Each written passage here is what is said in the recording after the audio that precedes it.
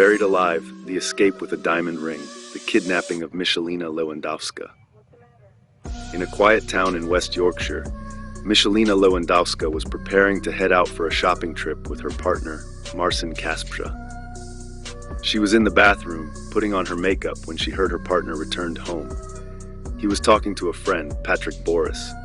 Marcin pulled out a taser, telling her that he wanted to demonstrate how it works, with the ultimate goal of betraying her and tasering her neck. She tried fighting back, but she was overpowered by her bodybuilder partner.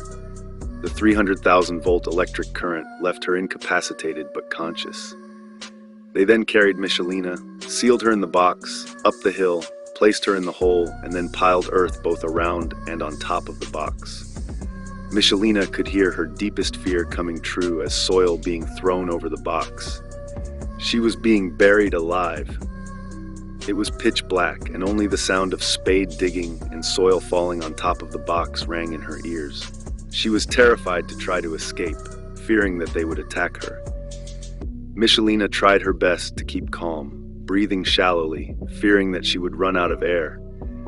The thought of her 3-year-old son, who would grow up without a mother, given her the willpower to get out alive. She had little time left in the confined space as the oxygen level was decreasing rapidly. Michelina had nothing with her, no tools whatsoever. Ironically, the only object that was sharp enough was a diamond ring given by the person who buried her alive. Desperately, she sliced the tapes away with it and cut the cardboard box. After almost an hour of being buried alive, she was able to claw her way out of the box that was covered with earth and a tree branch. She stumbled upon a road and flagged down a motorist, who then called the police. In 15 minutes, police arrived. Together with Michelina, they returned to the site and found the shallow grave and her cardbox coffin. It didn't take long to arrest Marcin Kasprzak and Patrick Boris. Both denied attempting to murder her.